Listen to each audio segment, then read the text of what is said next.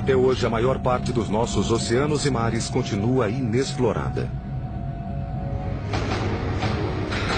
Sabemos mais sobre os segredos e enigmas da superfície lunar do que sobre as águas do nosso planeta. Da mesma forma que os OVNIs são avistados em nossos céus, os OSNIs, ou objetos submarinos não identificados, são avistados em nossos oceanos.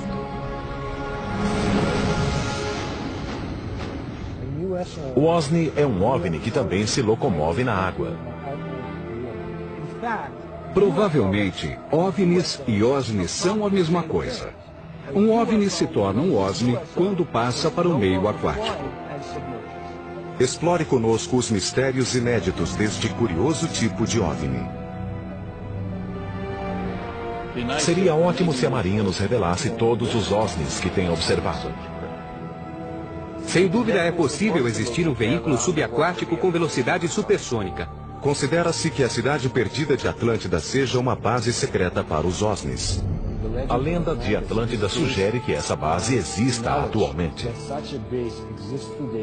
Sabe-se que Cristóvão Colombo registrou uma observação de OSNI em seu diário. Viram-nos subindo e descendo durante a noite.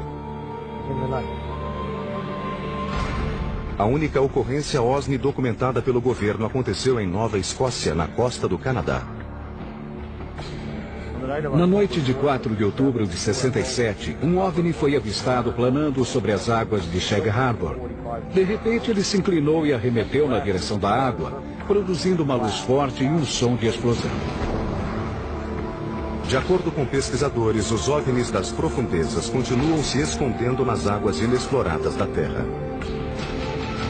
Será que eles apenas nos visitaram? Ou será que continuam aqui? Mas continuavam a chegar relatos ao redor da Terra. Em 11 de novembro de 1972, a imprensa internacional começa a divulgar outro caso extraordinário. Um objeto muito veloz parecido com um submarino foi captado pelo sonar no Fiord Sony, na costa da Noruega, e foi perseguido pela marinha daquele país por 2 semanas. Uma frota de navios e de helicópteros caçadores de submarinos foi organizada para encontrar o objeto.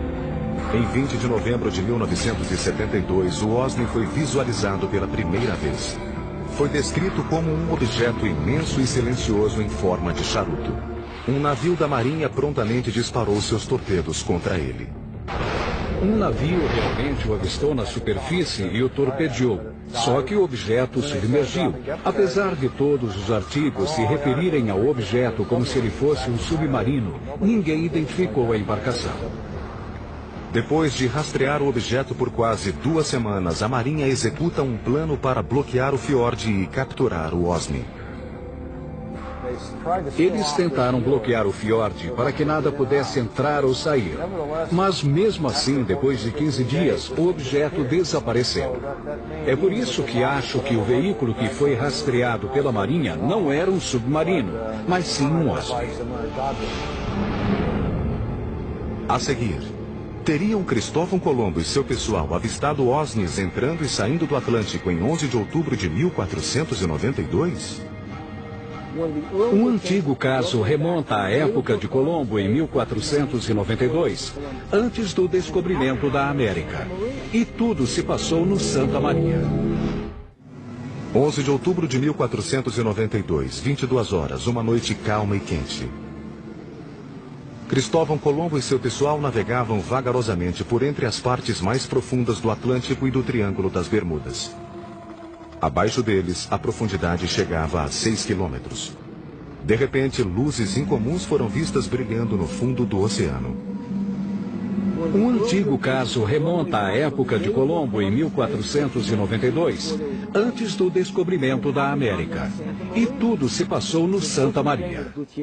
O nome dessa pessoa era Gutierrez. Ele estava no Santa Maria com Cristóvão Colombo e avistou um objeto em forma de disco emergindo da água. Um flash de luz com um brilho diferente de tudo o que se conhecia na época subitamente saltou do mar em direção aos céus, assustando Colombo e sua tripulação de 120 pessoas, distribuídas na frota espanhola de 3 navios. Em menos de 5 horas depois, eles viriam a descobrir o Novo Mundo. Cristóvão Colombo mantinha um diário em seu navio. E ele descreveu o que poderia ser interpretado como um fenômeno OVNI. O que eles viram, de acordo com o que está escrito, foi como a chama de uma vela que subia e descia durante a noite.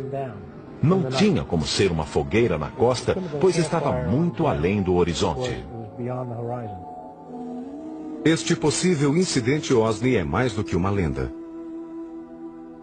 Pela primeiríssima vez, o texto original do Diário de Colombo foi disponibilizado para o History Channel pelos arquivistas da Universidade Fordham, que detém uma cópia rara, escrita à mão do diário. O acontecimento de 11 de outubro de 1492 não foi o único. Durante a viagem de 2 meses, consta do Diário de Colombo o registro de incidentes peculiares, incluindo aparições inexplicáveis e ocorrências incomuns nos céus. A seguir, uma anotação de 10 de setembro de 1492, na metade do caminho da viagem. A tripulação do Nina afirma que avistou 2 tipos de pássaros. Mas estas aves nunca se afastam mais do que 25 léguas da Terra. Anotação de 11 de setembro de 1492. Avistei um grande fragmento do mastro de uma embarcação de aproximadamente 120 toneladas, mas não consegui içá-lo. Registros de 17 e 20 de setembro indicam que estrelas ou outras luzes desconhecidas moviam-se nos céus.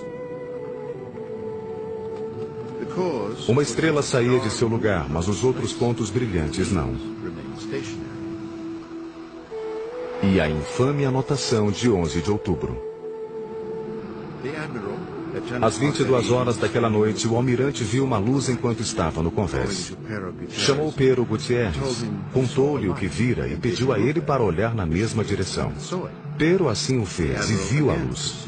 O almirante a avistou outras 2 vezes. Ela parecia a chama de uma vela subindo e descendo.